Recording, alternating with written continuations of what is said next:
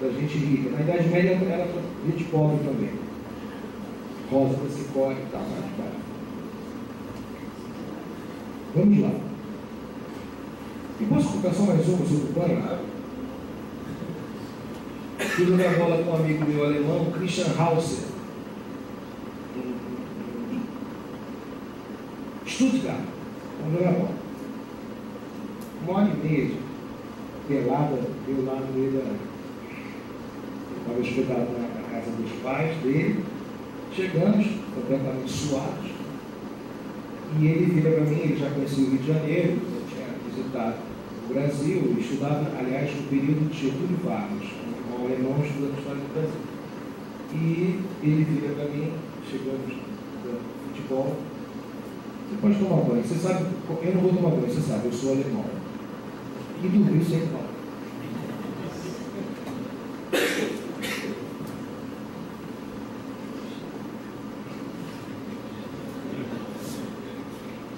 Além de se tomar banhos, deve-se, atenção, agora conselhos do médico medieval, lavar os pés, segundo o médico, para se conservar a audição e a memória. Ele achava que lavar os pés mantinha a memória, boa memória. E a cabeça, essa sim, no máximo uma vez por semana. Essa sim, a cabeça, uma vez por semana. E nunca após comer. Deve-se ainda comer moderadamente, de modo que o ventre não se inflame em demasia. E com uma correta mastigação. Achei isso muito interessante. Mastigar lentamente, né? Em relação à bebida, Arnaud desaconselha que se beba vinho mesclado com gesso. Coisa que eu não sabia. Bebia-se vinho com gesso.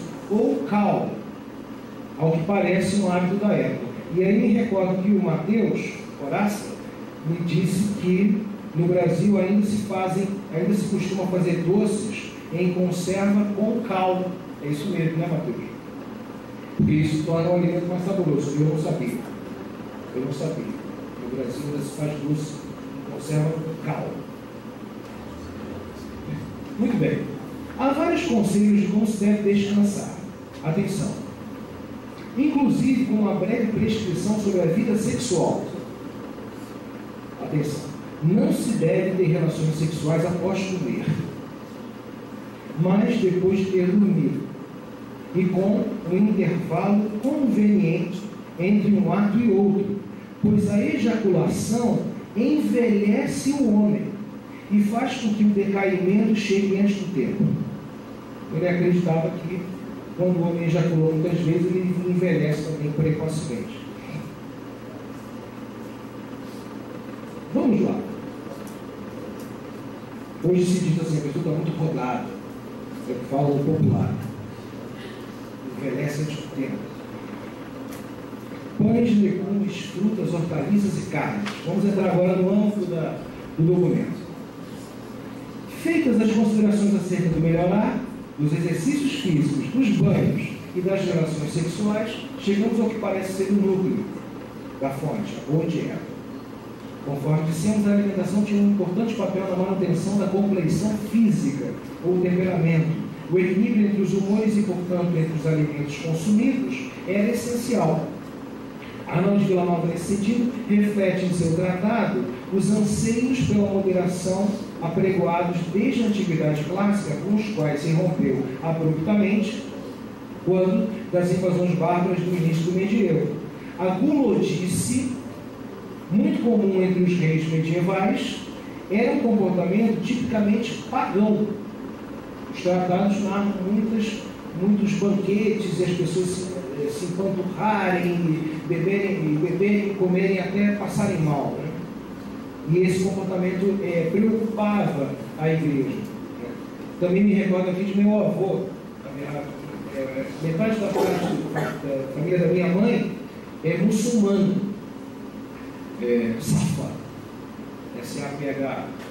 E o meu avô já era neto de libaneses, né, vindos do Brasil, muçulmanos. E ele tinha um hábito que é muito semelhante ao dos bárbaros medievais, uma tradição oriental que o Ocidente se viu livre com esse discurso da igreja de que é importante ter um moderamento no ato de comer. Ele comia, almoçava, jantava, e quando estava já satisfeito, mas ainda com a gula da vontade de comer mais, ia ele para o banheiro, botava o dedo na boca, vomitava para voltar para comer de novo. Isso no século XX.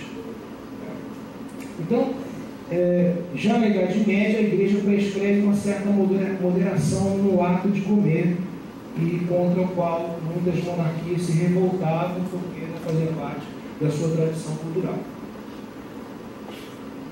As recomendações de Vila Nova sobre a dieta são bem simples. Nos 11 capítulos em que é tratada, a abordagem se resume em indicar os alimentos mais adequados para se alcançar o temperamento do corpo, além de alguns comentários sobre suas propriedades e a melhor maneira de consumi-los. O primeiro grupo alimentar a ser apresentado é o dos que nutrem o organismo. Chamá-los-íamos hoje de carboidratos. Deixaremos a análise desse capítulo, contudo, para outra oportunidade. Hoje o Mateus vai apresentar o trabalho sobre o pão.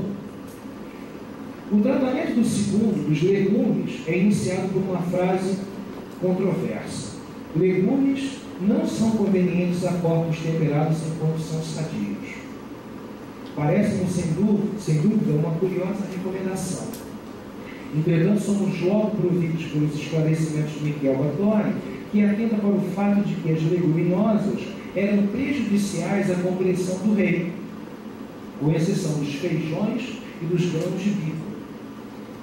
Passamos em seguida ao mais extenso capítulo das regras, o 10º, das frutas, e como ingeri-las.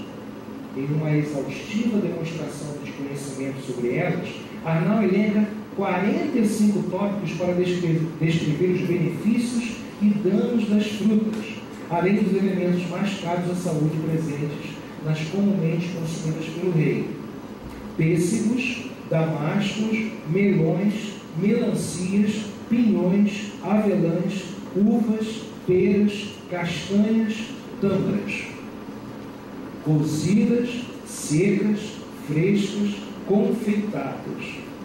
Elas também deveriam ser consumidas de acordo com a estação. Por isso, como no verão o sangue se inflama graças ao calor do ar, e no verão e no outono são muito secos, convém que sejam consumidas frutas frias e úmidas para temperar o sangue. Do mesmo modo, como no calor do verão os membros dos corpos emagrecem e empalidecem, e o calor natural e os espíritos mais rapidamente saem deles, convém consumir frutas moderadamente para que os poros da carne sejam obstruídos, como frutas um pouco constringentes. Também nesses períodos é bom consumir frutas ácidas para quebrar a agudez das cóleras. A secura do tempo, que muitas vezes constipa e restringe o ventre, requer que constantemente no verão e no outono tais frutas sejam consumidas. Ameixas não devem ser consumidas com cerejas, nem figos com uvas. Pêssegos devem ser consumidos por aqueles que têm o fígado quente e seco, ou seja, por coléricos. Figos são bons para homens jovens por sua acidez. Pepinos e melões são bons antes do jantar, para atenuar o ardor do sangue. Frutas adstringentes nunca devem ser ingeridas cruas. Peras são mais aconselháveis no verão e no outono por seu sumo, e castanhas e tâmaras, por serem doces, não serem sumosas e terem alguma adstringência, são melhores no inverno e na primavera. Essa imensidão frutífera era parte fundamental da farta, porém saudável dieta do soberano de Aragão. Um aspecto interessante das recomendações de Vila Nova era a preocupação se determinados alimentos, e sobretudo frutas, causavam ou não prisão de ventre. É possível que isso se deva às diagnosticadas hemorroidas do rei, visto que um intestino solto é não só prejudicial, mas extremamente doloroso para quem sofre de tal doença. A obra trata ainda das hortaliças, raízes, cebola, couve, rabanete, cenoura e xilívio, carnes, derivados do leite, peixes, linguados, esturjões, baleias e atuns, condimentos, mostarda, rúcula, mel, açúcar, pólvora, é usado como condimento, salsa e sarmento, regras para se beber e, por fim, conselhos para mitigar as hemorroidas. Por isso, desculpamos com nossos leitores e ouvintes, já que a exiguidade do tempo dessa palestra, a extensão do tema e a riqueza temática da obra não permitem que façamos uma abordagem mais aprofundada de toda a fonte. Queremos destacar, contudo, a riqueza gastronômica das mesas medievais. Um tratado como o de Arnaldo de Villanova evidencia que, ao contrário do que apregou muitos que desconhecem esse período, comia-se muito bem na Idade Média. E aí eu coloquei aqui uma extensa nota, a mesa popular, porque aqui estamos vendo, é claro, a mesa do rei. Em contraposição, a mesa popular, que aqui no meu é nota 43, mas aí deve ser 41. No final, não conheço muito bem na Idade Média. Eu preciso ler para vocês terem uma ideia da alimentação média da população. As principais plantas cultivadas a partir da Idade Média eram espelta, espécie de trigo considerado hoje de qualidade inferior, centeio, aveia, fagópiro, chamado de trigo ou trigo sarraceno. Do mundo antigo, a Idade Média recebeu de herança a cevada, o panço e o sorgo. Por sua vez, a dieta medieval, especialmente camponesa, era composta de porco, criado não em cercas, e que por sua vez se alimentava nos bosques com bolotas de carvalho, sopas de cevada e de espelta, papas de milhete ou sorgo, pão rústico, vários tipos, misto, centeio de espelta, de farinha de aveia, manteiga e queijos, de ovelha ou de cabra, mel, cebola, alho poró, alho. O alho é um item tipicamente camponês. Os nobres evitam comer alho pelo seu fedor. Né? Uma coisa que deixa os nobres particularmente hostis no meio social em relação aos camponeses é que eles acusam os camponeses, sempre na documentação, de federem a alho, terem cheiro de alho. Né? Os camponeses comem muito alho.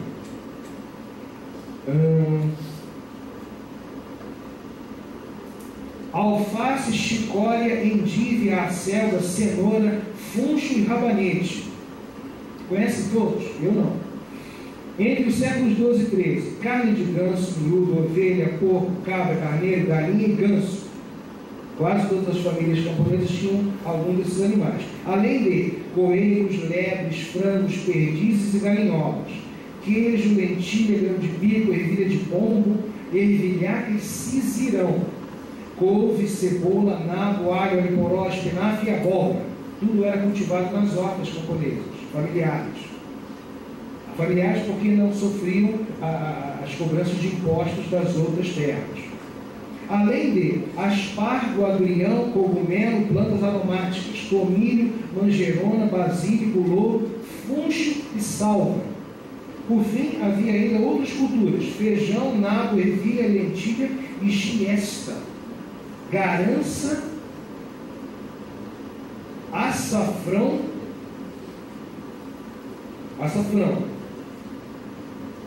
cardolinha e cânhamo. Tudo isso era consumido. E essa era a base alimentícia da maior parte da população.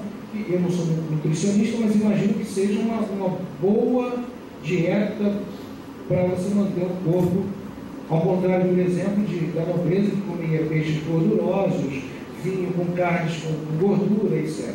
Havia uma diferença básica. Os camponeses comem cozidos e os nobres comem assados. Os camponeses cozidos e bebem cerveja e os nobres assados com vinho. Basicamente essa é a dicotomia. Coloquei só para dar uma visão um pouco mais abrangente de que se come muito bem na Idade Média. E foi por isso que a Europa deu esse salto de conquista do mundo nos séculos XV e XVI, apesar da peste negra de 1340. As pesquisas mais recentes revelam que esse panorama devidamente lançado, o panorama do Arnall, é claro, podia ser observado da base ao topo. Os camponeses, muito próximos daquilo que produziam nos campos, tinham nos pães, nas frutas, hortaliças e peixes o âmago de sua dieta. As cortes reais da Europa, à medida que avançavam no seu processo civilizador, substituíram paulatinamente as gordas carnes de caça a que estavam habituados por esses alimentos mais leves. A desbarbarização desses entorrais nobiliárquicos,